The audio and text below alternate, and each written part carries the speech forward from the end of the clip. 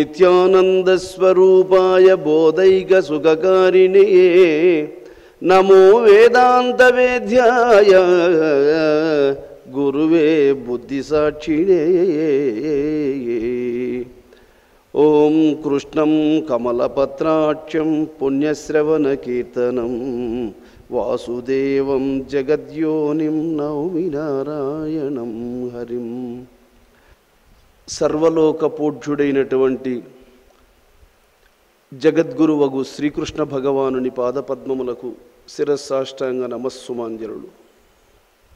కర్మజం బుద్ధియుక్తా హి ఫలం త్యక్త్వా మనీషిణః జన్మబంధ వినిర్ముక్తాః పదం గచ్చంత్యనామయం.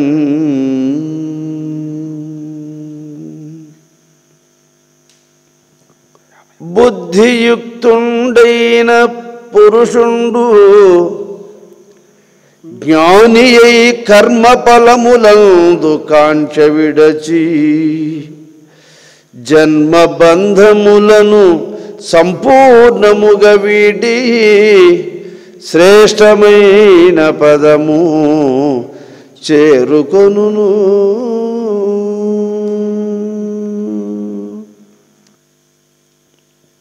బుద్ధియుక్తుడై, స్థిరత్వాన్ని సూచించేది బుద్ధి, సూత్రప్రాయాన్ని సూచించేది యుక్తి, ఏమి క్లియర్గా తెలియజేసేటువంటిది జ్ఞానము. ఇవి మూడు సమానమైనటువంటి బలము కలిగినటువంటివి ఇవి. అందువల్ల బుద్ధి యుక్తుండైన పురుషుండు జ్ఞాని. ఎవరికి స్థిర బుద్ధి ఉంటుందో వానికి నేర్పరితనం కూడా ఉంటుంది. కార్యసాధకుడు కార్యాన్ని సాధించడానికి తగినటువంటి సామర్థ్యం, ఆ నేర్పరితనం ఉంటుంది. బుద్ధి యుక్తి ఎవరికైతే ఉంటుందో వానికే జ్ఞానము లభిస్తుంది.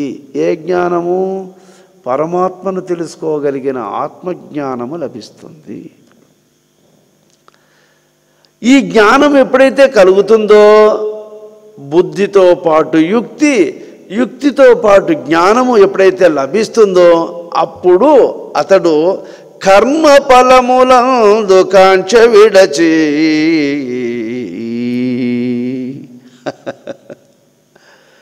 వాడు స్థిరత్వాన్ని గుర్తించాడు. చక్కని సామర్థ్యము గల యుక్తి గలవాడయ్యాడు. జ్ఞాని, ఆత్మజ్ఞానాన్ని పొంది ఉన్నాడు. కాబట్టి కర్మఫలములందు కాంక్ష ఎందుకు వదులుతున్నాడు అంటే కాంక్ష బంధాన్ని కలిగిస్తుంది. ఏమి? కాంక్షను వదలుట విముక్తిని ప్రసాదిస్తుందని జ్ఞానముతో తెలుసుకునేశాడు. జ్ఞాని కదా, అజ్ఞాని కాదే, జ్ఞాని. కాబట్టి కర్మఫలములందు కాంక్ష విడచి జన్మబంధములను సంపూర్ణముగా వీడి. ఇక్కడ కాంక్ష విడచి, ఎప్పుడైతే కర్మ ఫలములందు కాంక్షను వదులుతాడో జన్మకు కారణమైన బంధములన్నీ సంపూర్ణంగా వదిలిపోతాయి అనేసాడు. సంపూర్ణమనే పదాన్ని ఇచ్చేసాడు అక్కడ. ఏ ఒక్కటి కూడా మిగలదు, ఏ కొంత కూడా మిగలదు, సంపూర్ణంగా వదిలిపోతాయి. ఎప్పుడు? కాంక్ష విడిచినప్పుడు. కాంక్ష ఉంది అంటే బంధం ఉంది, కాంక్ష లేదు అంటే బంధము లేదు. ఇప్పుడు కాంక్షయే బంధమునకు కారణం. కాంక్ష అంటే దానికి రెండవ పేరు కోరిక. జన్మబంధములను సంపూర్ణముగా వీడి, జన్మ కారణమైనటువంటి కర్మలను సంపూర్ణముగా వదిలించుకోవడం చేత అతను కలిగేది ఏంటి అంటే శ్రేష్టమైన పదము చేరుకొనును.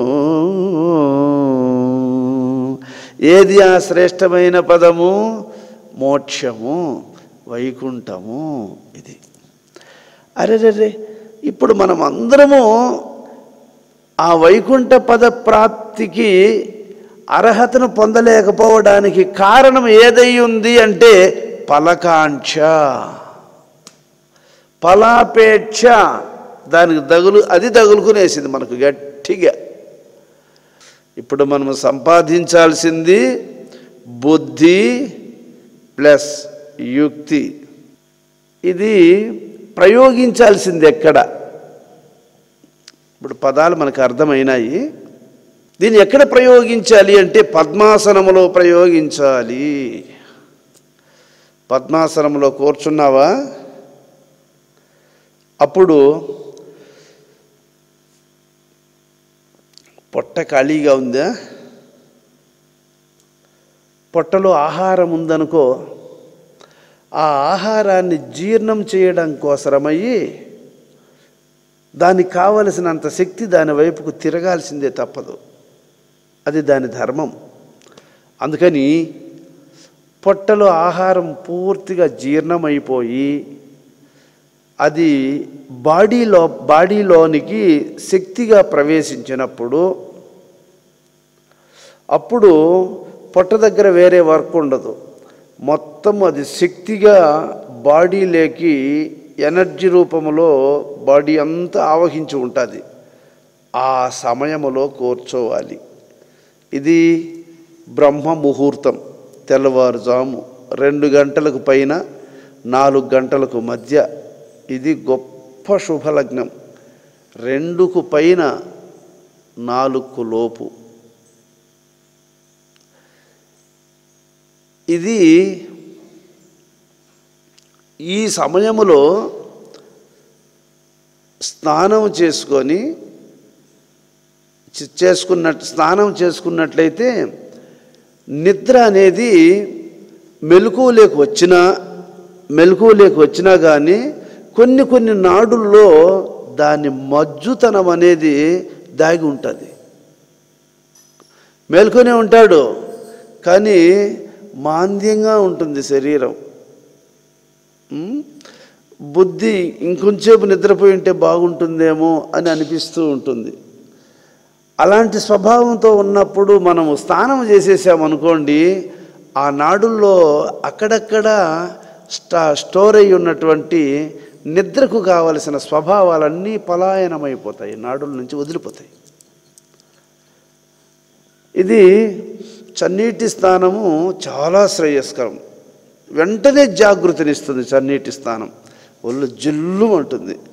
ఆ నీళ్లు మీద పోసుకునే ముందే అబ్బో చాలా చల్లగా ఉంటాయే, ఎట్లా నీళ్లు మీద పడకముందే చెయ్యి ఒళ్ళు ఇట్ట అంటుంది. అంటే ఆ నీళ్లను చూసి ముందుగానే నాడులు జాగృతం అవుతూ ఉంటాయి. ఇట్లుంటుంది, ఇంకా ఒళ్ళు మీద పడితే ఎట్లుంటుంది అంటే ఇట్లుంటుంది అని ముందుగానే ఒళ్ళు ఇట్ట అంటుంది. నిజమే, దానికి ముందుగా దొంగ రాసుకెళ్ళది శరీరం, జ్ఞాపకం ఉండదు సన్నీళ్ళు ఎట్లుంటాయో తెలుసు దానికి. కాబట్టి నీళ్లు మీద పడక మునిపి అట్ట అంటుంది అది కదా.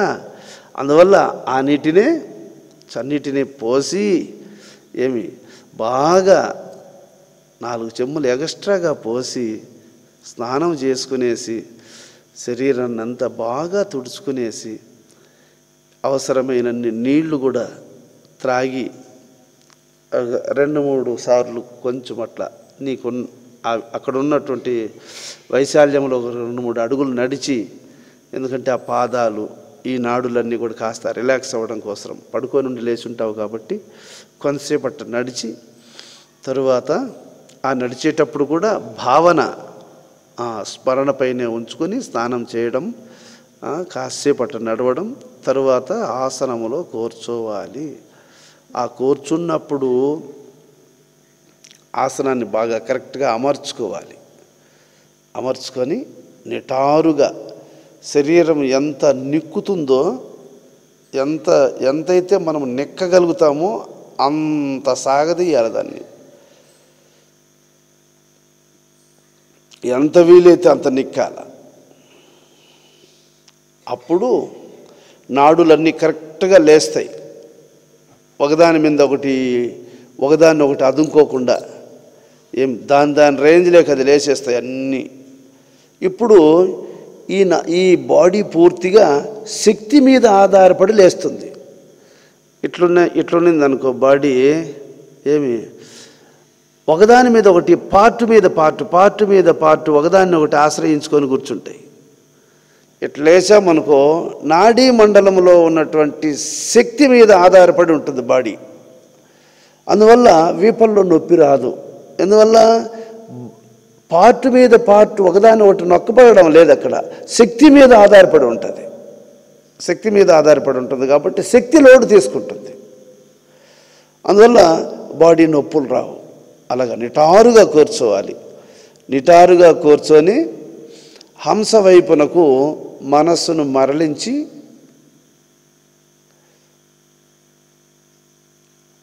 లక్ష్యము అంటే దృష్టి కదలకుండా మెల్లిగా బీజాక్షరాలను చేర్చి మెల్లగా తీసుకోవాలి. పొట్ట నిండే అంత తీసుకోవాలి. తీసుకున్నావా?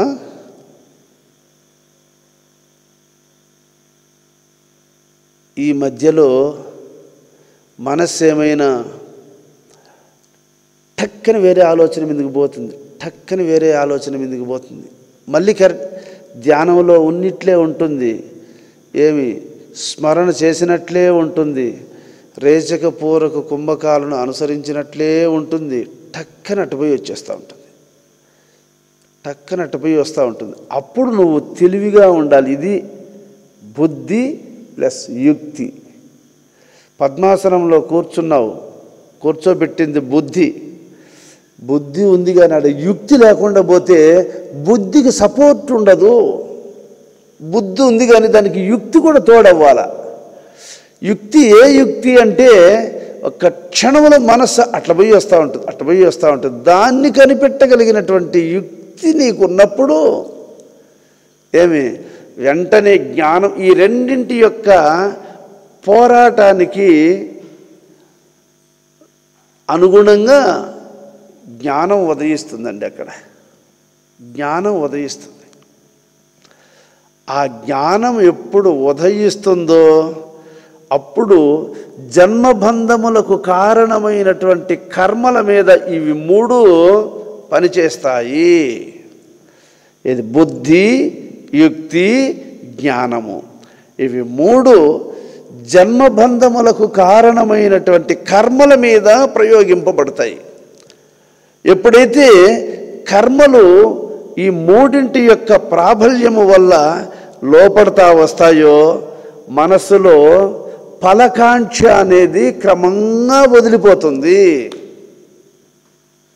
ఫలకాంక్ష అనేది దాని అదే వదిలిపోతుంది. ఎట్లా అంటే ఇప్పుడు నువ్వు బాగా ఆకలిగా ఉందనుకో, ఏమి మధుర పదార్థాలు ఎదుటున్నాయి అనుకో, దండిగా తినేయాలి అని అనిపిస్తుంది మనకు.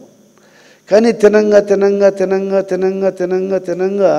ఆ దండిగా తినాలని అనిపించే మనసే ఏం చెప్తుంది అంటే ఇంకా చాలు. కడుపు లోడ్ అయ్యే కొద్దీ అంత అక్కర్లే, ఇంత చాలు. ఆ అంత కూడా పెట్టేసామనుకో ఇంకా అక్కరేలే, చాలు వద్దు అనే కాడికి చెప్తుంది. అదే అంతవరకు దాకా ఆసక్తిని చూపుతూ ఉన్నటువంటి మనస్సు భర్తీ చేసే కొద్దీ ఇంకొద్దు చాలు అని డిసైడ్ అయిపోతుంది. అదేవిధంగానే బుద్ధి, యుక్తి, జ్ఞానము ఇవి మూడు కలుసుకొని ఎప్పుడైతే ఇవి మూడు కలుసుకుంటాయో క్రమక్రమంగా మనస్సులో తృప్తి అనేది లోడైపోతుంది. తృప్తి అనేది లోడైపోయినప్పుడు కర్మఫలములందు కాంక్ష విడుచు, కర్మఫలాదుల మీద కాంక్ష వదిలేస్తుంది. నాకు కావలసినంత నేను తినేసిన, ఇంక దాని మీద ఇంకా తినాలి అనేటువంటి కాంక్ష అడిగి పోతుందా లేదా? నీకు సరిపోయే కాడికి తినేసినావు, ఇంకా తినాలి అనే కాంక్షాడికి ఆగిపోతా ఉందా లేదా? ఇంకొద్దు, ఒరేనైనా కొంచెం పెట్టుకోరా అంటే కూడా వద్దమ్మా చాలు అంటావా లేదా? కాంక్ష అలాగా ఏది నువ్వు లోపలికి పంపిస్తే తినాలి తినాలి తినాలి అని ఆవిరని అంటూ ఉన్న నీ ఆసక్తి ఇంకా చాలు అని అంటుందో, అలాగే ఫలకాంక్ష ఎప్పుడు లేకుండా పోతుందంటే బుద్ధి యుక్తి ఈ రెండిటి సంయోగం వల్ల కలిగే జ్ఞానం, ఇవి మూడు కలుసుకున్న తరువాత ఫలకాంక్ష మనసు నుంచి వదిలిపోతుంది. అప్పుడు జన్మబంధములను సంపూర్ణముగా వీడి శ్రేష్టమైన పదము చేరుకొనును. ఇది ప్రాక్టికల్. కాబట్టి ఈరోజే తెల్లవారుజామున కరెక్ట్గా అలారం పెట్టుకొని లేచి చన్నీటి స్నానం చేసి ధ్యానం ప్రారంభం చేయండి. మొదట్లో బుద్ధి ఏం చెప్తుందంటే, ఇంత రాత్రికాడ నువ్వు మేలుకొని కూర్చుంటే తెల్లవారి ఏంది నీ పరిస్థితి? ముందు బుద్ధే జారిపోయే పని పడుతుంది. తెల్లవారితో నీ పరిస్థితి ఏంది? నువ్వు చేయాల్సిన వర్కులు చేయలేవు. స్వామి ఏమి చెప్తాడు కానీ నువ్వు పనుకోరా, నువ్వు పనుకో చెప్తుంది అది. అంటే నేనేం చెప్తానంటే,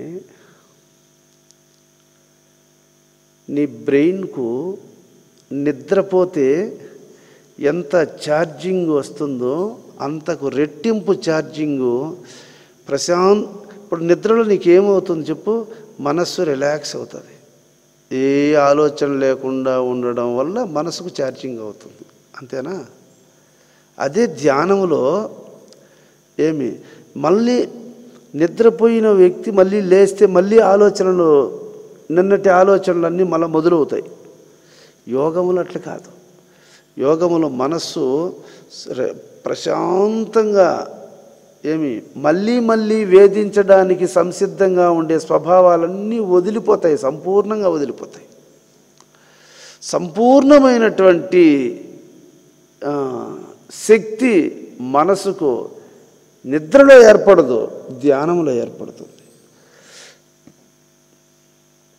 అందువల్ల నిద్ర కంటే యోగ నిద్ర విశేషమైనటువంటి యొక్క విశ్రాంతిని ఇస్తుంది. నిజమైనటువంటి విశ్రాంతి నిద్రలో కాదు, నిద్ర జడములలో అది ఒక్కటి.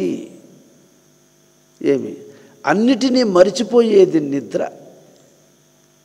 కానీ సర్వస్వాన్ని విడిపించేది యోగ నిద్ర. అన్నిటినీ మరిచిపోతుంది అంతేగాని విడిపించలేదు. నిద్ర మరుస్తుంది అంతే. మత్తు ఇంజెక్షన్ ఇస్తే శరీరాన్ని కొంచెంసేపు ఆ ప్రదేశాల్లో మాత్రం మరుపు వస్తుంది. మళ్ళీ ఆపరేషన్ అయిపోయిన తర్వాత మత్తు తగ్గిన తర్వాత మామూలు నొప్పి మళ్ళా వస్తుంది. ఇది అరుణాచల రమణ మహర్షి గారికి ఆపరేషన్ చేయాల్సి వస్తే 3 గంటల టైం పడుతుంది స్వామి ఆపరేషన్ చేయడానికి, మత్తు ఇస్తాము అని అంటే, బయట నుంచి మత్తు ఇవ్వడం ఎందుకునైనా, మత్తు లోపలనే ఉంది కాబట్టి మీరు ఆపరేషన్ చేసుకోండి పర్వాలేదు అన్నాడు ఆయన. బయట నుంచి మత్తు ఇవ్వాల్సిన అవసరం ఏముంది నాయన? మత్తు లోపల లేకపోతే కదా, లోపల ఉంది మత్తు, కాబట్టి ఆ మత్తు నేను ఎక్కిస్తా, మీరు ఆపరేషన్ చేసుకోండి అన్నాడు ఆయన. మరి 3 గంటల సేపు చేయాల్సి వస్తుంది ఆపరేషన్ అంటే 4 గంటల టైం పట్టింది. అంత టైం వాళ్ళు ఆపరేషన్ చేస్తూ ఉంటే డాక్టర్లు మధ్యలో వాళ్ళకి మత్తు ఇవ్వకుండా ఆపరేషన్ చేశారు. చేస్తే స్వామి మీకు బాధగా లేదా అని డాక్టర్లు అడుగుతారు. అనుకున్నాం కదా మనము మత్తు లోపల ఉంది అని, అదేమో పని చేసినట్లుంది అన్నాడట ఆయన. అనుకున్నాం కదా మనం మత్తు లోపల ఉందని, అదేమో పని చేసినట్లుంది కానీ. కాబట్టి ఆ రిలాక్స్ అనేది, ఆ ఛార్జింగ్ అనేది ఎక్కువగా మనకు యోగము ద్వారానే లభిస్తుంది. అయితే ఆ బ్యాలెన్స్ కుదరడానికి కొంత సమయం పట్టచ్చు. అది మన తీవ్రతరమైనటువంటి సాధనను బట్టి అది తక్కువ రోజుల్లో ఎక్కువ రోజుల్లో. ఇప్పుడు ఒక 5 కిలోమీటర్లు ఉందనుకోండి మనకు తలుపలు ఇక్కడికి, స్పీడ్గా నడిస్తే నేను మామూలుగా తలుపలకు 5 కిలోమీటర్లను 25 నిమిషాలకు వెళ్ళేవాడిని. కరెక్ట్గా టైం పెట్టుకొని 25 నిమిషాలకు తలుపలకు వెళ్ళేవాడిని నేను. ఇట్లాగా స్పీడ్గా నడిచేవాడు తొందరగా చేరుకుంటాడు, స్లోగా నడిచేవాడు ఇంకొంచెం లేట్ అవుతూ ఉంటుంది. అలాగా తీవ్రతరమైనటువంటి సాధన చేసేటువంటి వానికి శీఘ్రకాలంలో లభిస్తుంది సిద్ధి. ఆ తీవ్రత అనేది మందమోక్షేక్ష, తీవ్రతరం అనేటువంటి సాధన లేనటువంటి వానికి అది ఆలస్యంగా సిద్ధించడం జరుగుతుంది, అంతే. కాబట్టి ధ్యానములో కూర్చున్నప్పుడు, పద్మాసనంలో కూర్చున్నప్పుడు నిటారుగా కూర్చోవాలి. అప్పుడు శరీరము నాడుల మీద సంపూర్ణమైనటువంటి యొక్క శక్తి మీద నిలిచి ఉంటుంది దేహము. తిరిగి జ్ఞాని మేల్కొనేంత వరకు అది సడలింపు రానే రాదు. ఎట్లా పెట్టిన తల అట్లే ఉంటుంది, ఎట్లా పెట్టిన చెయ్యి అట్లే ఉంటుంది, ఎట్లా పెట్టిన కాలు అట్లే ఉంటుంది. మళ్ళీ మెలకువలేకొచ్చి దానంతట అదే మళ్ళీ క్రమంగా కొంత సమయం పడుతుంది. నాడులు ఆ పైకి పరిగెత్తు ఉండేటువంటి బ్లడ్ మళ్ళీ అది శాంతించి క్రమంగా దిగడానికి. ఒక్కొక్క రోజైతే ప్రవచనం, కొన్ని రోజుల్లో ప్రవచనం అనేది ఎక్కువ ఏకాగ్రతతో మాట్లాడేసిన రోజుల్లో తెల్లవారుజాము వరకు కూడా ఆ నాడుల్లో నుంచి ఆ ప్రకంపన అనేది నాకు తొలగదు. మళ్ళా మధ్య మధ్యలో కూడా అనుకుంటూనే ఉంటుంది అది.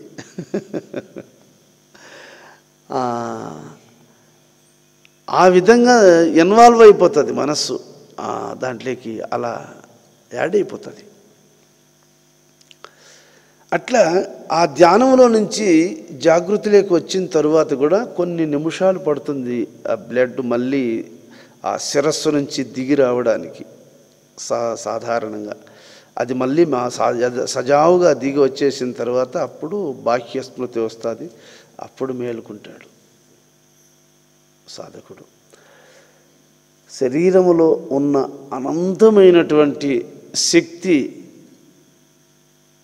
స్వామి వివేకానంద అంటాడు, ఇప్పటికీ అగస్య, వశిష్ఠ, నారద, సనక సనందన, పరాశర, వ్యాస, సుక, బలి, భీష్మ, అర్జున, రుక్మాంగద, అంబరీషాది మహాత్ములు అందరూ తెలుసుకున్నది ఎంత అనంటే హిమాలయ పర్వతమునందు సాసవ గింజంతా వీళ్ళు తెలుసుకొని ఉండేదన్నాడు ఆయన. హిమాలయ పర్వతమంతటి అమృత భాండాగారములో వీళ్ళందరూ కలిసి తెలుసుకున్నది. ఇప్పటికి ఎంతమంది ఋషులు వేల సంవత్సరాలు తపస్సు చేసి సాధించిందంతా ఎంత అంటే ఆవగింజంతా. ఇంకెంత ఉండదు హిమాలయములో ఆవగింజ అంతా అంటే, ఇంకెంత ఉండదు కొండ. ఎన్ని ఆవగింజలు అయితే ఒక హిమాలయం అయ్యేదినైనా అంటే అది అనంతం అని చెప్పేశాడు. ఆ అనంతమైనటువంటి యొక్క సత్యములో మనం ఎంత పోరాటం సాగించినా మనం కొంత అందుకుంటే చాలు ధన్యులమైపోతామని చెప్పుకున్నాడు ఆయన. అట్లాగా సముద్రంలో ఏ పక్క మూల పోయి మునిగినా సముద్రంలో మునిగినట్లే. అలాగే ఆ పరవస్తువుతో మనం అట్లా కలుసుకుంటే చాలు ఆ సత్యాన్ని తెలుసుకున్నట్లే, ఆ సత్యస్వరూపాన్ని ధరించినట్లే. అందుచేత ధ్యానములో కూర్చున్నప్పుడు బుద్ధి నిన్ను స్థిరంగా కూర్చోబెడుతుంది. కానీ బుద్ధి ఒకటే సరిపోదోయ్, యుక్తి కావాలి. మనసు ఏం చేస్తూ ఉంది అని యుక్తిగా దాన్ని గమనించాలి. మనసు ఏం చేస్తూ ఉందని గమన శక్తి ఎక్కడుంది? దృష్టి ఎందుంది. ఏ దృష్టికి సంకల్ప చలనం, సంకల్పము యొక్క కదలికలను ఏ దృష్టి గమనిస్తూ ఉందో దానికే దృష్టి అని పేరు. మనసు ఇప్పుడు ఏం చేస్తూ ఉంది అని ఏది గమనిస్తూ ఉందో దానికి దృష్టి అని పేరు. ఆ దృష్టితో ఆ మనస్సు కదలికలను గమనించి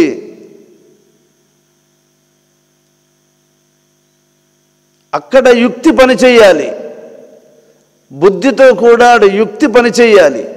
ఎప్పుడైతే ఆ బుద్ధి ఈ యుక్తి రెండు పనిచేస్తాయో అప్పుడు జ్ఞానోదయం కలుగుతుంది. జ్ఞానోదయం అంటే ప్రకాశోదయం, దివ్యమైనటువంటి తేజస్సు. సూర్యుని తేజస్సు కాదు, చంద్రుని తేజస్సు కాదు, విద్యుత్ తేజస్సు కాదు.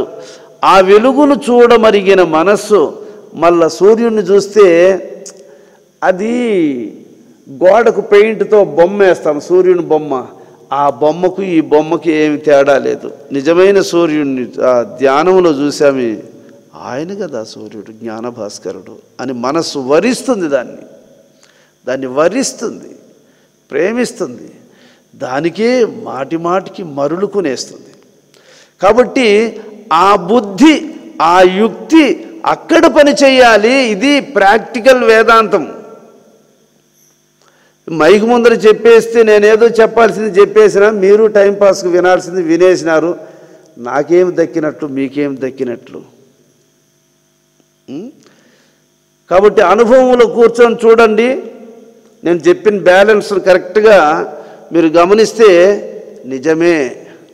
ఆసనములో కూర్చుంటేనే సరిపోదు, సంకల్పముల యొక్క కదలికలను గమనించే తెలివి కావాలి. దాన్ని గమనించగలిగే తెలివి లేకపోతే వెంటనే అక్కడే పుడుతుంది నిద్ర అక్కడే పుట్టి తలవాలు చేస్తుంది. బుద్ధి ఉంది కానీ కాస్త తెలివి, యుక్తి లేని దానివల్ల బుద్ధి ఫెయిల్ అయిపోతుంది, యుక్తి లేని దానివల్ల బుద్ధి ఫెయిల్ అయిపోతుంది.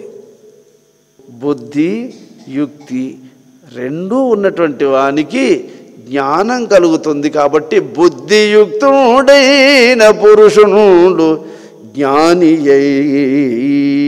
జ్ఞాని అవుతాడు. మరి డౌట్ లేదనేసినాడు అక్కడ. జ్ఞాని అవుతాడు. ఎప్పుడు జ్ఞానం కలుగుతుందో కర్మఫలములందు కాంక్ష విడచి వానికి ఇంకా ఫలితం అక్కడ ఎదురుపడిపోయింది. ఇంకా ఎదురయ్యే వాటి గురించి ఆశించడు. ఇంకా ఏది వాస్తవం ఏదో అది ఎదురుపడిపోయింది. ఎక్కడ బుద్ధి ప్లస్ యుక్తి, ఈ రెండిటి యొక్క సంయోగం వల్ల జ్ఞానోదయం జరిగింది. కాబట్టి ఇంకా వీటికల్లా దేవుడు ఆడడు. ఇంకా కాబట్టి వదిలేస్తాడు, ఫ్రీగా వదిలేస్తాడు. అనంతమైన సుఖాన్ని అందుకునేసిన తర్వాత అల్పసుఖం కోసం దేవులాడతాడు ఎవడైనా చెప్పు. అందువల్ల కర్మఫలములందు కాంక్ష విడచి, కాంక్ష అంటే ఆసక్తి, దాని మీద ఉన్నటువంటి మమత్వము, ఇది వదిలిపోయిందా బంధమాడికి సంపూర్ణముగా వీడి జన్మబంధమును అనకుండా, బంధమును అంటే ఏకవచనం అవుతుంది, జన్మబంధములను బహువచనాన్ని ప్రయోగం. బంధముల ఎన్నెన్ని బంధాలు ఉన్నాయో, జన్మకు సంబంధించిన బంధములు ఎన్ని ఉన్నాయో అన్నీ సంపూర్ణముగా వీడి శ్రేష్టమైన పదము. శ్రేష్టము అంటే దానికంటే శ్రేష్టమైంది ఇంకా లేదు అని అర్థం. కాబట్టి ఏది శ్రేష్టము అంటే దానికి మించింది ఇంకొకటి ఏది లేదో, ఏది కడపటిదో దానికి శ్రేష్టము, దానికి మోక్షం అనే పదము. సమత్వం అనేటువంటి బుద్ధితో కూడిన వాడు వివేకి. సమత్వం అనే బుద్ధితో కూడాల్సింది ఏది? మనస్సు. నీ మనసులో సమత్వం ఉందా? అయితే నువ్వు వివేకివే, నీకు వివేకం ఉంది. వివేకం ఉంటే నీకు ఆనందం ఆటోమేటిక్గా వచ్చేస్తుంది. అది వివేకానంద పొందింది, అది వివేకానంద. కాబట్టి సమత్వ బుద్ధితో కూడిన అనే పాయింట్ వచ్చినప్పుడు ఏది కూడినా, ఏది కూడితే కూడినట్లు అవుతుంది. ఇప్పుడు పైన 3 ఉంటుంది, కింద 2 ఉంటుంది. అది 3 3గానే ఉంటుంది, ఇది 2 2గానే ఉంటుంది. 2 కూడుకుంటే కదా 5 అవుతుంది. ఏది కూడాలి? మనస్సు సమత్వ బుద్ధితో కూడినప్పుడు ఏమవుతుంది? అది వివేకం అవుతుంది. సమత్వముతో కూడిన మనస్సు ఉంది కాబట్టి వివేకవంతుడయ్యాడు. వివేకి అయినాడు కనుకనే వాడు కర్మలను చేస్తూ ఉన్న వాని ఫలితాన్ని త్యజించి వేయడం వల్ల ఫలితాన్ని వాంఛిస్తే జనన మరణాలు తగులుకుంటాడు. ఆ ఫలాన్ని వాంఛారహితుడై ఫలాన్ని వదిలి ఉన్నాడు కనుక దుఃఖరహితమగు మోక్ష పదవిని పొందుచున్నారు. ఇది క్లారిటీగా చెప్పాడు ఇక్కడ. మనీష అనగా ప్రజ్ఞ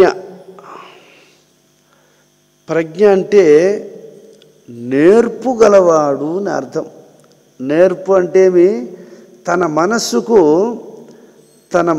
మనస్సుకు నేర్పించి సరి అయినటువంటి మార్గములో నడువదగినటువంటి నేర్పును మనసుకు నేర్పించినటువంటి వాడు. దాని ఇష్టం వచ్చినట్టు పోతూ ఉంటుంది అది. నేను ఒకసారి చిన్నపిల్లాడప్పుడు 2 బంగారాలు తయారు చేసుకున్నా. ఎందుకంటే ఒకటి డ్యామేజ్ అయిపోయింది అనుకో, ఆట నిలిచిపోకుండా వెంటనే ఆట సాగించాలంటే రెండోది ఉంటే మంచిదని 2 బంగారాలు తయారు చేసుకున్నా నేను.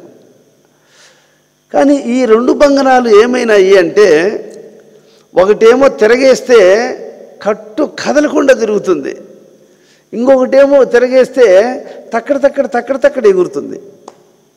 ఇది తక్కడ బంగారము.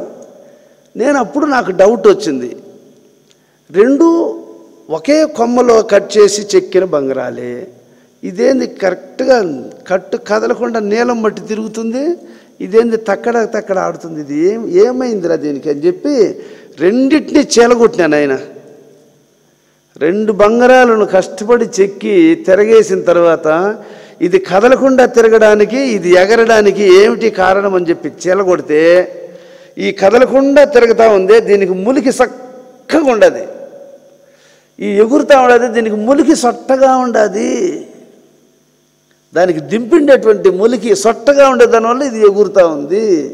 అప్పుడు నేను తెలుసుకున్నది ఏంటంటే, బుద్ధి చక్కగా ఉంటే బుద్ధి నిలకడగా ఉంటుంది. ఆ 2 బంగారాలు చేలేసేసి ఆ బుద్ధి సాలిచ్చేసిన దాన్ని నేను. ఈ ములికి చక్కగా ఉండే బంగారం నిలకడగా తిరుగుతూ ఉంది, ములికి సొట్టపోయినటువంటి బంగారము ఎగురుతూ ఉండాలి. మనమందరము ఈ ఎగురుతూ ఉండాము అని అంటే మనసు చక్కగా లేదు. దాన్ని తెలుసుకోవడమే ప్రజ్ఞ. ప్రజ్ఞ అంటే ఏందో కాదు, ఎక్కడ ప్రాబ్లం ఉందని తెలుసుకోవడమే ప్రజ్ఞ. ఎవనికి ఆ ప్రజ్ఞ ఉందో వానికి పక్కనే ఉంటుందండి, మరి దీంట్లో ఉందిరా గొప్పతనం, దీనిరా మనం సాధించాలి అనేటువంటి బుద్ధి ఏర్పడుతుంది. ప్రజ్ఞ. జాగ్రత్త. ధ్యానంలో చాలా జాగ్రత్తగా ఉండాలి. ధ్యానంలో ఎట్లా ఉండాలంటే, ఒక పౌరుషం కలిగినటువంటి వీరుడు శత్రువు దగ్గర ఒక దెబ్బ తిన్నాడంటే ఎంత హుషారుగా ఉంటాడో అంత హుషారుగా ఉండాలి ధ్యానంలో. తూగుతా ఏదో స్వామి చెప్పినాడు ఈ పొద్దున్న కూర్చోకపోతే ఎట్టా అని నా బలింతానికి ఆడసకూడదు. మీకు అక్కర ఉండాల.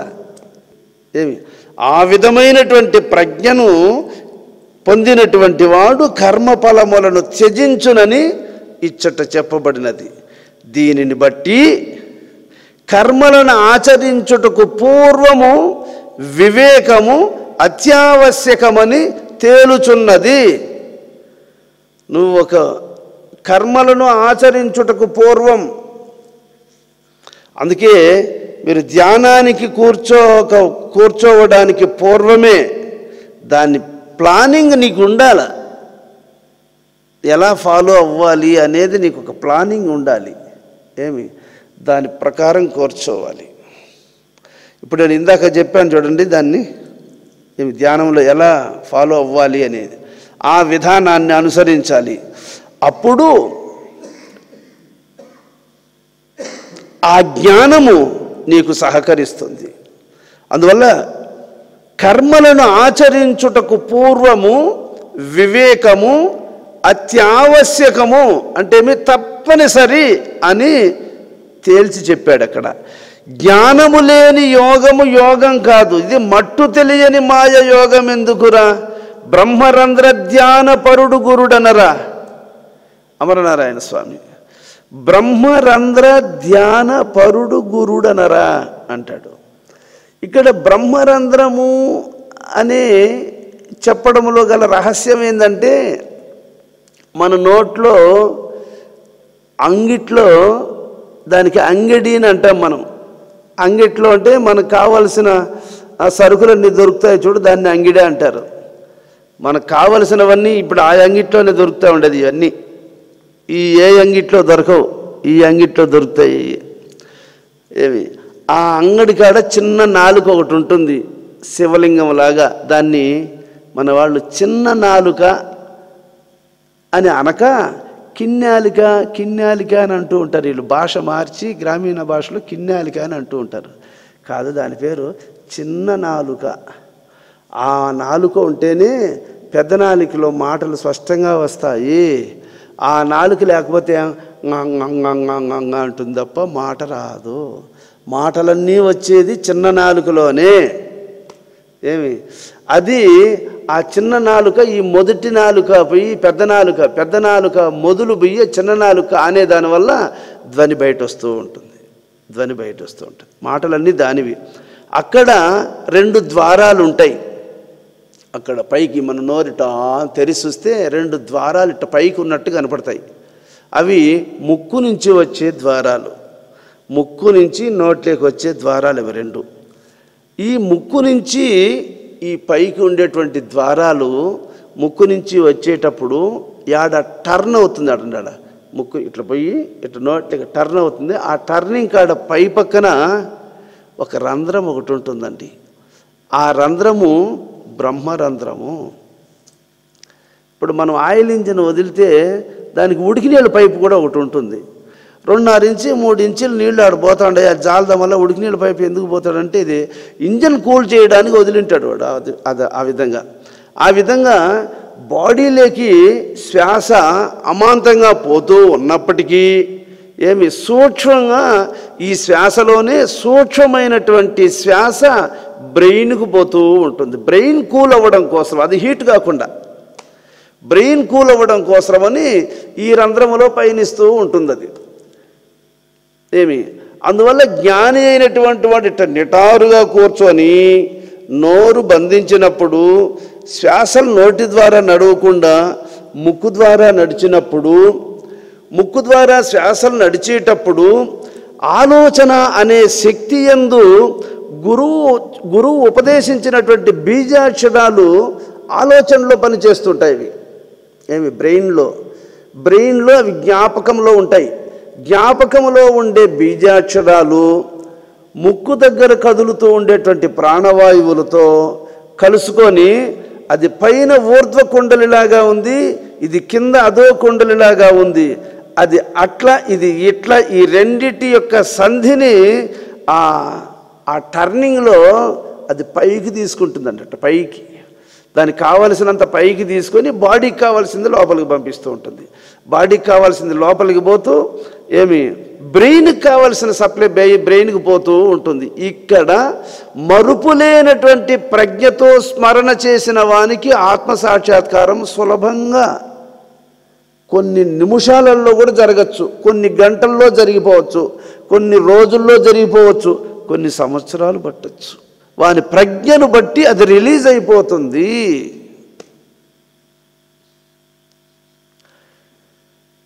ఇది ఎక్కడ పుస్తకాల్లో ఉండదు. ఇది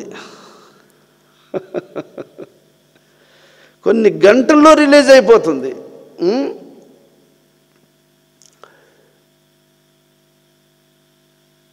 సుఖయోగేంద్రుల వారికి జనక మహారాజు సుఖ అటు చూడు అన్నాడు. అంతే, ఒక్క క్షణం సమాధినిష్ట వచ్చేసింది. అంతటి ప్రజ్ఞాశాలి కేశవానంద స్వామి ఎద్దుల బండిలో పోతా ఉండే, రే కేశవాడు చూడరా, అంతే నిలిచిపోయాడు.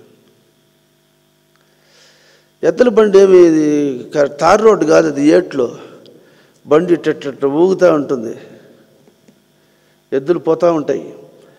అటువంటి అలజడి కలిగినటువంటి ఆసనంలోనే ఆ మహాత్మునికి అటు చూడరా అంటేనే సిద్ధి కుదిరిపోయింది. మళ్ళీ 6-7 కిలోమీటర్ల దూరం పోయేంత వరకు జాగృతి లేదు. మళ్ళీ పరశురామయ్య అక్కడ ఉన్నటువంటి భక్తులు వీళ్ళందరూ పట్టుకొని ఎద్దల బండిలో నుంచి కిందికి దింపి కూర్చోబెడితే మళ్ళీ కొన్ని గంటల తర్వాత మెలకువలోకి వచ్చాడు మహానుభావుడు.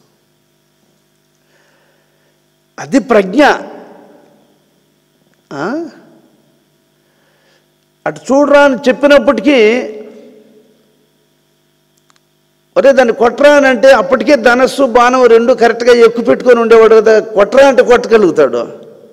యాన్నో ఉండు స్వామి తారాడతా, బాణం యాన్నో ఉండదు, ధనస్సు యాన్నో ఉండదు, తారాడతా ఉండు స్వామి అనేవాడు కొట్టరా అన్నప్పుడే కొట్టగలుగుతాడా? కొట్టలేడు. అప్పటికే ఆయన రెడీగా ఉన్నాడు కాబట్టి అటు చూడరా అంటామనంటే కొట్టగలిగాడు దాన్ని. అందుకు నిరతమును మది ద్వాదశాక్షరి మరువకను ధ్యానించు వారికి ఇలను సుఖము పరమ సౌఖ్యము పూర్ణాయువును అల్లా వందనములు. నిరంతరము దాని పట్టు వదలకుండా ఉండేటువంటి యొక్క మహనీయులు కాబట్టి వాళ్ళు అట్ట అనగానే వాళ్ళు అందుకునేశారు దాన్ని. అటువంటి దానికి ఇక్కడ ప్రజ్ఞ. ఇక నిష్కామ కర్మ. నిష్కామ కర్మ ద్వారా చిత్తము శుద్ధము కాగా శుద్ధమవుతుంది. ఇక్కడ చింతపండుతో రాగి బిందెకున్న శిలుము తొలగించవచ్చు దేంతో? చింతపండుతో. కానీ అట్టని చెప్పి చింతపండు రాగి బిందె మీద పెట్టేసి, చింతపండు బిందె మీద పెట్టేశాను ఏదే శిలుము పోలేదే అంటే అక్కడ కర్మ లేదు కాబట్టి పోలేదు. తోమాలి, ఇది కర్మ. ఏది చింతపండు ఉంది, శిలుము ఉంది, పండు పండుగానే ఉంటుంది, శిలుము శిలుముగానే ఉంటుంది. అక్కడ కర్మ ప్రారంభమైతే శిలుము వదిలిపోతుంది.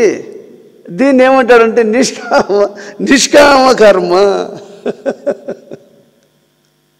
అంటే నేను కొన్ని మోటు భాష మాట్లాడుతూ ఉంటా. స్వామిగారు వివేకానందతో ఒక మాట అంటాడు, నరేన్ నువ్వు బాగా చదువుకున్నావురా, చదువులేను అని మాటలు ఏమన్నా నువ్వు ఎక్కిరించుకుండేవు. నా దగ్గర సరుకుందోయ్, నా దగ్గర సరుకుందిరోయ్.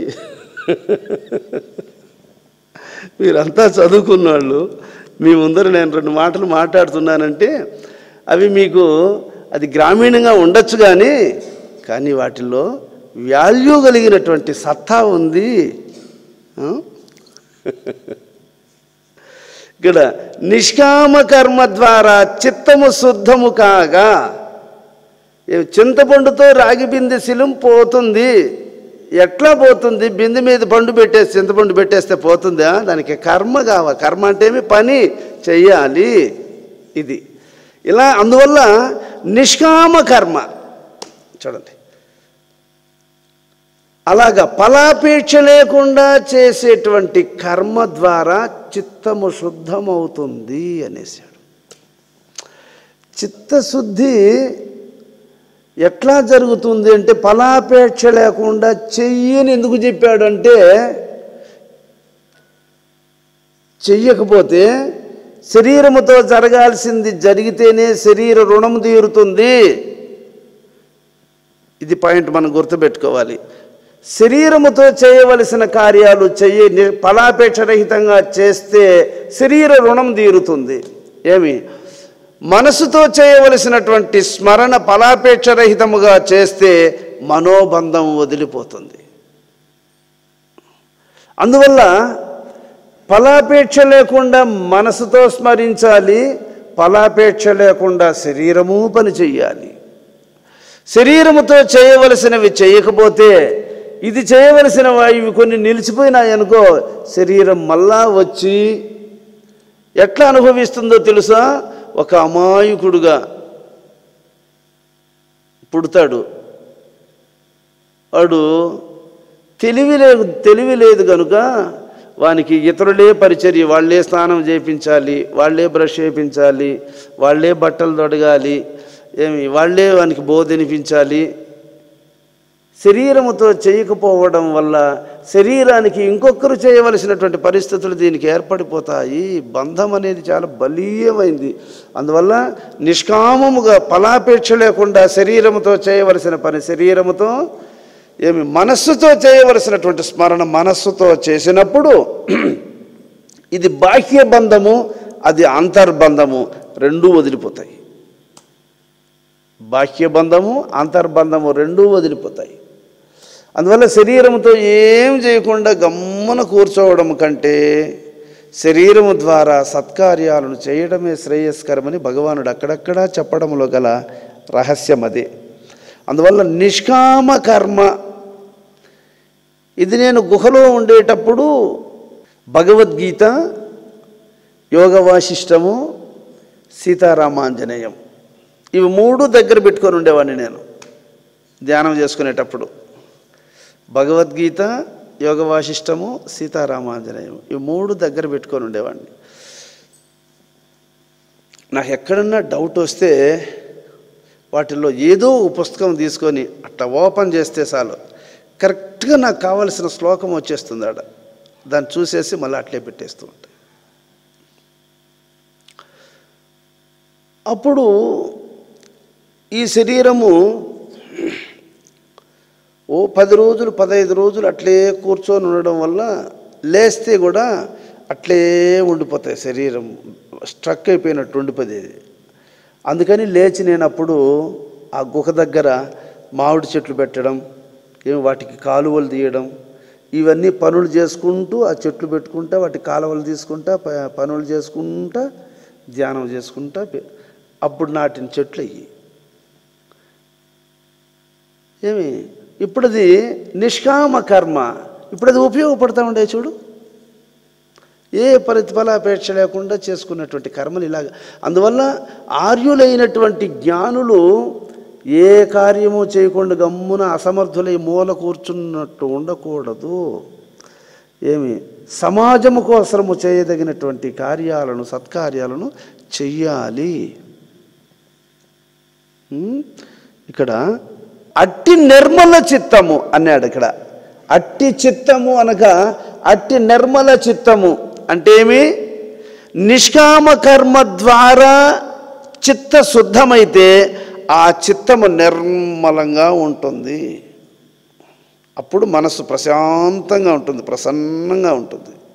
అప్పుడు కూడా చిత్తము కదిలింది అని అనుకో, చిత్తము శుద్ధము కాగా అనే పాయింట్ తప్పైపోతుంది. ఇంకాడ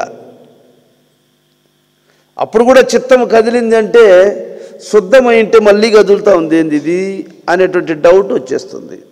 అందువల్ల నిష్కామ కర్మ ద్వారా చిత్తము శుద్ధమైపోతుంది, ఇంకా డౌటే లేదు. అట్టి నిర్మల చిత్తమున ఆత్మజ్ఞానం ఉదయించుటచే, అటువంటి నిర్మలమైనటువంటి చిత్తములో ఆత్మజ్ఞానం ఉదయిస్తుంది. అంటే చిత్తము నిర్మలం కాకపోతే జ్ఞానం ఉదయించదు అనేది అక్కడ ఇండైరెక్ట్గా చెప్పాడు. అట్టి నిర్మల చిత్తమున ఆత్మజ్ఞానం ఉదయించుటచే అన్నప్పుడు చిత్తము నిర్మలత్వము కాకపోతే జ్ఞానం ఉదయించదు. ఆ నిర్మలత్వము చిత్తమునకు ఎందుకు కలగదు అంటే నిష్కామ కర్మ చేయకపోతే చిత్తము నిర్మలత్వాన్ని పొందదు. అందువల్ల నిష్కామ కర్మ చేయడం వల్ల నిర్మలత్వము కదురుతుంది. నిర్మలత్వము కుదిరినటువంటి చిత్తములో ఆత్మజ్ఞానము ఉదయిస్తుంది. ఆ జ్ఞానం ఎవరి నిర్మలమైన చిత్తములో జ్ఞానం ఉదయిస్తూ ఉందో వారు జన్మబంధరహితులగుచున్నారు. దీనిని బట్టి కర్మ మార్గము మోక్షమునకు ఎట్లు ఉపకరింపబడతా ఉందో మనకు స్పష్టంగా తేలిపోయింది అనేసాడు. ఎట్లాగా? నిష్కామ కర్మ ద్వారా చిత్తము శుద్ధమవుతా ఉంది. శుద్ధమైనటువంటి చిత్తములో ఆత్మజ్ఞానం ఉదయిస్తూ ఉంది. ఆత్మజ్ఞానము ఉదయించినటువంటి వానికే జన్మబంధ రహితము కలుగుతూ ఉంది. దీనిని బట్టి కర్మ మార్గము మోక్షమునకు ఎట్లు ఉపకరించుచున్నదో ఇచ్చట స్పష్టీకరింపబడినదగును అనేసాడు. కర్మల వల్ల మోక్షం కలుగుతుందా అనే డౌట్కు సమాధానం ఆయనే చెప్పేశాడు. ఇక్కడ నిష్కామ కర్మ వల్ల చిత్తశుద్ధి కలుగుతుంది, చిత్తశుద్ధి కలగడం వల్ల ఆత్మజ్ఞానం ఉదయిస్తుంది, ఆత్మజ్ఞానం ఉదయించడం చేత జన్మబంధ రాహిత్యము జరుగుతుంది, దానివల్ల మోక్షం కలుగుతుంది. డౌట్ లేదు. జన్మ బంధ వినిర్ముక్తాః అంటే 3 పాయింట్లు ఇచ్చాడు ఇక్కడ. జన్మము, దానికి కారణం బంధము, ఈ 2 విడిపోవడానికి మోక్షము. ముక్త అని చెప్పక వినిర్ముక్త అంటే ఈ బంధము నీకు ఇంకెప్పటికీ కలుగదు, ఇట్లాంటి బంధము నీకు ఇంకెప్పటికీ కలుగదు. దీన్ని వినిర్ముక్త అంటాడు. నువ్వు ఏ పని చేసినా స్వామి ఇది నీ పని, ఈ పని నీ పని స్వామి అని చెయ్యి, ఇది భగవంతుని కార్యము అని చెయ్యి. నీ అనుగ్రహం కోసరం, నీకోసరం చేస్తున్నా స్వామి, ఇది నాకు అవసరం లేదు అని తన కొరకు కాకుండా ఈశ్వరుని కొరకు చేయడం, లేదా ఈశ్వరునికి సమర్పించి చేయడం. దీన్ని ఇక్కడ ఈశ్వరార్పణ బుద్ధితో ఆచరింపుడు, దాని వలన చిత్తశుద్ధి కలిగి ఆత్మజ్ఞానం ఉదయించి మీరు తప్పక మోక్షధామము అలంకరించగలరని శ్రీకృష్ణమూర్తి భక్తులకు వరముగా ఆశ్వాసమొసంగుచున్నారు అన్నాడు. అంచేత మనం చేసే ప్రతి పని, వానికి అంత మేలు చేశాను వాడేమన్నా గుర్తుపెట్టుకున్నాడా, ఈయనకు కూడా ఇంత మేలు చేశాను వీడేమన్నా గుర్తుపెట్టుకున్నాడా, ఎవరికి చేసినా ఇంతే, అందుకని నాకు బుద్ధే ఇరిగిపోయింది, ఎవరికి మేలే చేయకూడదు అని అనుకున్నాను నేను ఇప్పుడు అని అనుకుంటూ ఉంటారు కొంతమంది. వాళ్ళు తెలియని వాళ్ళు, ధర్మం తెలియని వాళ్ళు, కర్మం ఎట్లా మనం చెయ్యాలి అనేది తెలియని వాళ్ళు చెప్పుకునేటువంటి మాటలు. కాబట్టి ఎవరికి చేసినా అది ఈశ్వరునికి చేసినట్లే. ఆ దోవన పోయేవానికి నువ్వు ఒక ఉపకార కార్యం చేస్తే కూడా ఏమి ఈశ్వరునికి చేసినట్లుగా భావించు. నీకు సంబంధించిన పనులే నువ్వు చేసుకున్నా ఇది నాది ఇది నాకు అని అనుకోకుండా అది ఈశ్వరునికి సమర్పణ భావంతో చేసుకోదాన్ని. ఈ విధంగా నువ్వు నీ మనస్సును ఈశ్వరునికి సమర్పించు. ఏమి నీ సంకల్పాలన్నీ, ఓ మనసా ఇన్ని సంకల్పాలు నీలో చెలరేగుతూ ఉన్నాయి కదా, సరే ఒకదాని తర్వాత ఒకటి ఆలోచనలు వస్తూ ఉన్నాయి కదా, మీరందరూ వస్తూ ఉండారు మంచిదే, మీరు ఎక్కడికి పోవాలని వస్తున్నారు, క్వశ్చన్ చేసినావంటే నిలిచిపోతుంది. అదే క్వశ్చన్ చేయకుంటే పోతానే ఉంటుంది. కాబట్టి ఆ క్వశ్చన్ వేసావు అంటే గేట్ వాళ్ళు కట్ చేసినట్లే ఆగిపోతాయి. ఇది రమణ మహర్షి గారు భలే సూక్ష్మంగా చెప్పాడు. ఇదే పాయింట్ నాయన. ఏం చెప్పాడు? ఆలోచనలు కలుగుతున్నాయా? కలగని.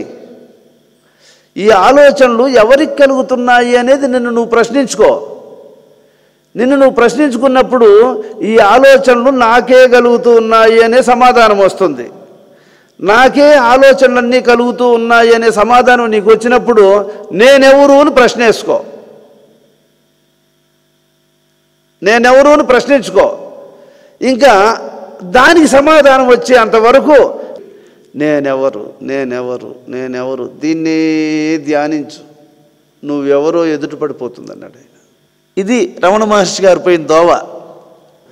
రమణ మహర్షికి చిట్ట చివర తెలిసిందేది అంటే ఆ నేను.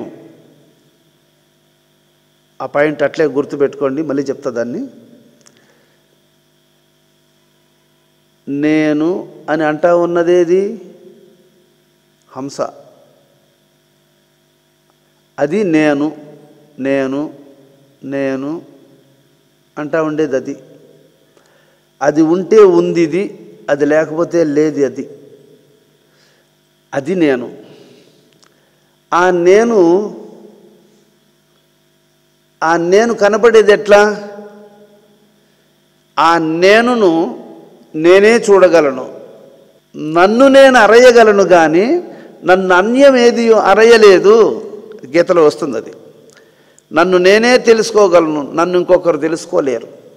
కాబట్టి ఆ నేనెవరు నేనెవరు నేనెవరు నేనెవరు అని అంటా ఉండేదే నేననేవాడు. వాడే నేనెవరు నేనెవరు నేనెవరు అని అంటా ఉండేవాడే. వాడు కనపడలేదే. ఎందువల్లంటే వాని మీదనే దృష్టి పెట్టు కనపడిపోతాడు. పరమహంసోపాసనే రమణ మహర్షి కూడా చేసింది అదే. అందువల్ల ఆయన నేనెవరు అని ప్రశ్నించు, ఆ ప్రశ్నకు సమాధానం వచ్చేంత వరకు నేనెవరు నేనెవరు నేనెవరు అని భావిస్తూ ఉండు, సమాధానం వచ్చేస్తుంది అంట. కానీ అదే పాయింట్కు మన మహాత్ములు ఏం చెప్పారు అంటే, నీవు అనగా పరమహంసయే నీ స్వరూపము. నీళ్ళు డైరెక్ట్గా చెప్పేశారు. హంసయే నీ యొక్క స్వరూపం. హంసగమనుడు ఆది తానై, ఆది మొదట తానై, అది మొట్టమొదట అదే నువ్వు. హంసగమనుడు ఆది తానై, హంసతో జత కూడి కూడక, హంసతో జత కూడి కూడక అంటే అది రేచకము కాదు, అది పూరకము కాదు. అది రేచకాన్ని అట్లంటా ఉంది, పూరకాన్ని అట్లంటా ఉండదు. అట్టని వదిలేస్తూ ఉంది, అట్టని వదిలేస్తూ ఉంది.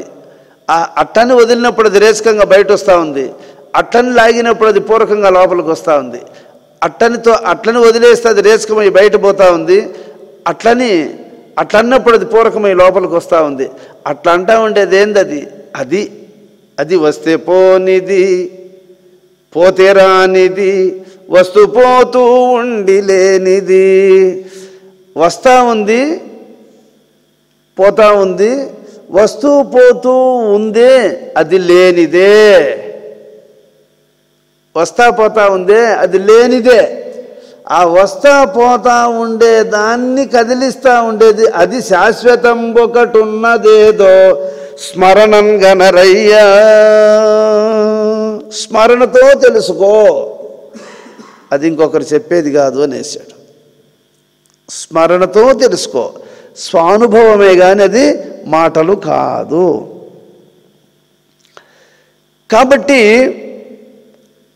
పరమహంస చెప్పింది అదియే, రమణ మహర్షి సూచించింది అదియే. ఎవరికి సంకల్పములు ఉదయిస్తున్నాయో వాడెవడో వాడే నువ్వు. కాబట్టి అందుకని మహాత్ములు మనకు రమణ మహర్షి వంటి పరిశోధన అందరికీ కలగదది. అందుకని నాయన ఇది చేయండి, ఇది చేస్తే మీలో అటువంటి జాగృతి ఇది కలిగిస్తుంది, అటువంటి ప్రేరణను కలిగిస్తుంది, అటువంటి చిత్తశుద్ధిని కలిగిస్తుంది, అటువంటి సూక్ష్మగ్రాహ్యక బుద్ధిని ప్రసాదిస్తుంది. అటువంటి ప్రజ్ఞాయుతమైనటువంటి వివేకం మీలో ఉదయిస్తుంది. మీకేం తెలియకపోయినా పర్వాలేదు, ఈ తారక మంత్రాన్ని చేస్తా వస్తే బుద్ధి దానికి తోడు ప్రజ్ఞ, దానికి తోడు జ్ఞానము, మూడింటి వల్ల చిత్తశుద్ధి వల్ల ఆత్మదర్శనం, దానంతట అదే వచ్చేస్తుంది. అందువల్ల రమణ మహర్షి అంతటి వానికి ఆ జ్ఞానం అందుకోవడం ఆయనకు సహజం. అది కానీ మన వంటి సామాన్యులకు కూడా అటువంటి జ్ఞానం అందాలి అంటే ఇది ఉపాయం. రమణ మహర్షికి అది సహజంగా వచ్చింది. ఆయనకి అది ఒకరు చెప్పింది కాదు, ఒకరు ప్రేరేపణ చేసింది కాదు.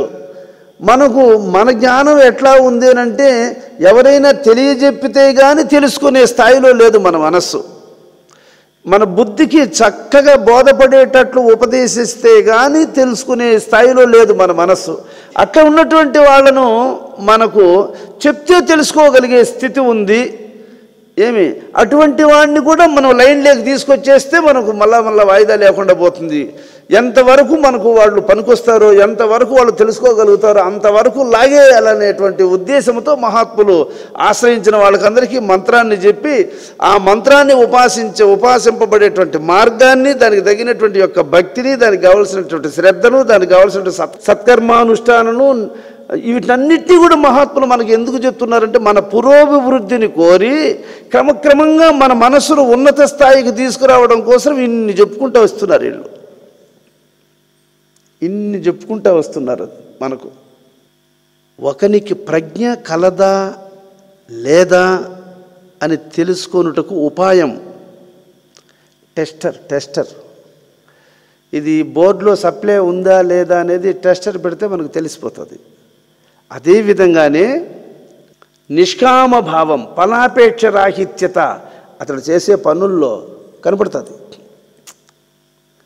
ఇది ఇప్పుడు మీరు ఇంత ఆలయ నిర్మాణ కార్యక్రమాలను చేసేటప్పుడు నేను పరీక్ష చేసింది అదే.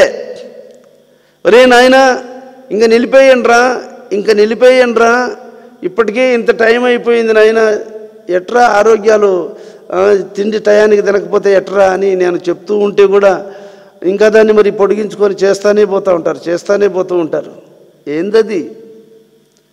ఫలాపేక్షరహితమైనటువంటి సేవ. ఆ సేవ చేసిన వాని లక్షణం అది, స్థితప్రజ్ఞ లక్షణం అది. నిలిపేయరా అని చెప్పి చెప్పక మునిపే టైం అయిపోయిందని సామాన్లన్నీ ఆడ బారేసి సిమెంట్ మిగిలిపోతే ఆడ పోతుంది, మనకు సంబంధం లేదని చెప్పి ఆడ బారేసిపోయే వాళ్ళని కూడా చూస్తున్నాం మనం కదా. టైం అయిపోయింది, సిమెంట్ మిగిలిపోతే ఆడ పోయింది, ఏం బుట్టిగళ్ళు కడకపోతే ఆడ పోయింది, టాపీలు ఎత్తిపెట్టిపోతే ఆడ పోయింది, ఆడ వస్తువులు ఆడ పడేసి వాటిని వదిలేసిపోయే వాళ్ళని కూడా చూస్తూనే ఉన్నాం మనం. వాని ఆచరణ ఏంది, వీళ్ళ ఆచరణ ఏంది? వీళ్ళల్లో పాండిత్యం కాదు చూడాల్సింది, అనుష్ఠానాన్ని చూడాలి. అది మనల్ని ఉద్ధరించింది, అది నాయన మనల్ని ఉద్ధరించేది అదిరా. దీన్ని ఎవడు గుర్తిస్తాడు? ఆ అనుష్ఠానం యొక్క వాల్యూ తెలిసిన మహాత్ముడు గుర్తిస్తాడు. తక్కిన వాళ్ళకు గుర్తించే జ్ఞానం అనుకుంటే ఇంకా మళ్ళీ అంతకంటే కావాల్సిందేముంది? పనేంద్ర ఎవడైనా చేస్తాడు, పని చేసేవాళ్ళు ఎంతమంది లేరు అని మాట్లాడేటువంటి బుద్ధి లేని కుక్కలకంత ఇది అర్థమవుతుందా? పని ఎవడు చేస్తాడు? పని ఫలాపేక్షరహితముగా పని చేసేవాడిని ఎవడో చూపించో, వాడిని కాళ్ళు పట్టుకుంటా, నేను వాని పాదపూజ చేస్తా. ఏ ప్రతిఫలాన్ని వాంఛించకుండా సేవ చేసేవాడు ఎవడన్నా ఉంటే వాని పాదాలకు మొక్కచ్చు మనము. అటువంటి వాడు కదా కావాలి మనకు. అది చెప్తున్నాడు.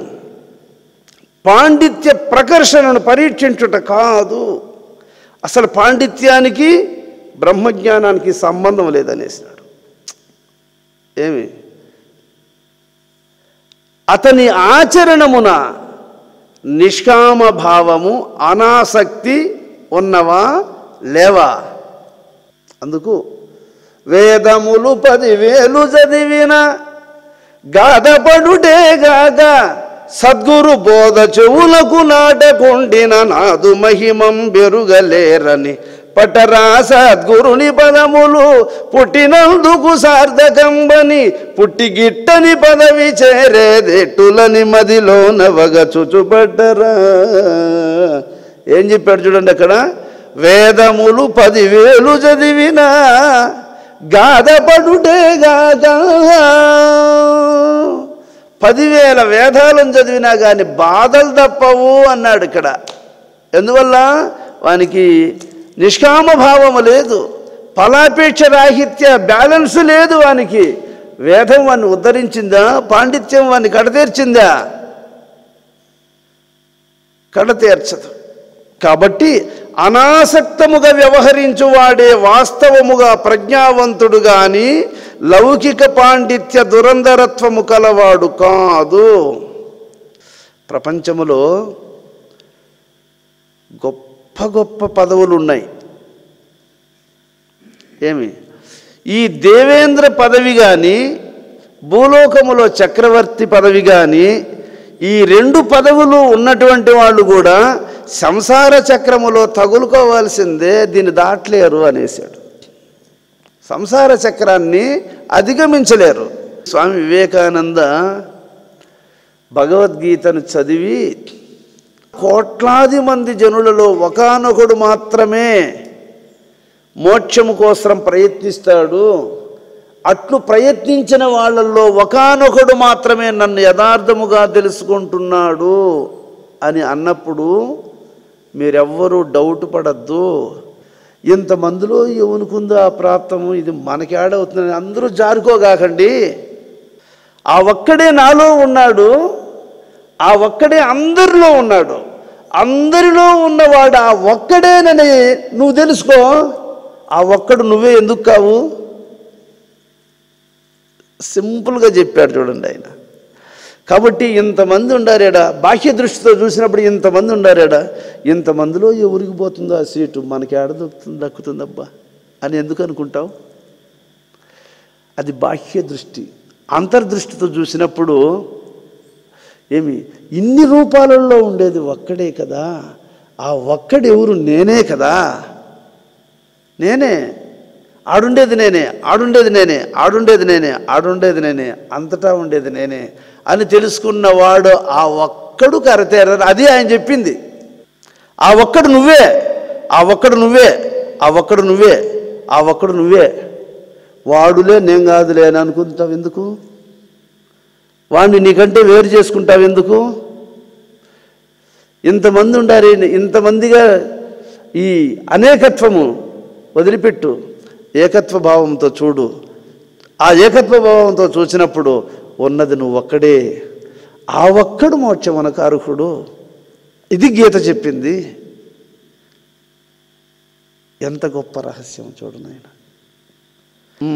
ధనం ఇచ్చేవాళ్ళు ఉండొచ్చు, ధాన్యం ఇచ్చేవాళ్ళు ఉండొచ్చు, వస్త్రములు ఇచ్చేవాళ్ళు ఉండొచ్చు, భూములు ఇచ్చేవాళ్ళు ఉండొచ్చు, జ్ఞానాన్ని ఇచ్చేవాళ్ళు ఎవరినైనా మనస్సులో అంతరంగములో తగులుకొని ఉండేటువంటి బంధాన్ని విడిపించగలిగినటువంటి వాళ్ళు కదా నిజమైనటువంటి ఉపకారులు. నిజమైన ఉపకారం అంటే ఏంది? జన్మజన్మలుగా మనల్ని బంధించి లాక్కొని పోతున్నటువంటి కర్మలను విడిపించదగినటువంటి మహాత్ములు కదా, దయార్థ హృదయులు. వాళ్ళ ఉపకారం కదా నిజమైనటువంటి ఉపకారం. ఈరోజు కేశవానంద యోగీంద్రుడు వారు చేసినంత ఉపకారం ఎంత అంటే దాన్ని వెలకట్టలేము. ఈ మహాత్ములందరూ ఎంత ఉపకారం చేశారు ఈ సమాజానికి, ఈ సృష్టికి, వెలకట్టలేము దాన్ని. అందుకే మనం ఋషీశ్వరుల యొక్క ఔదార్యమునకు, ఋషీశ్వరుల యొక్క వాత్సల్యమునకు మనం ఎప్పుడూ రుణపడి ఉంటాము. ఈ జాతి రుణపడి ఉంటుంది. అసలు ప్రజ్ఞ, నీకు ప్రజ్ఞ ఉన్నందుకు గుర్తేంది అంటే నిష్కామ కర్మాచరణము. నీ పన్ను చెయ్యి అంతే, ఆ తర్వాత ఏమొస్తుంది అది నీకు అనవసరం అంతే. జై జానకీ రమణ గోవింద, జై ప్రహ్లాద వరద గోవింద, జై ఆంజనేయ వరద గోవింద. శ్రీ శ్రీ సద్గురు స్వామి పాదారవిందములకు, శ్రీ శ్రీ సద్గురు స్వామి పాదారవిందములకు.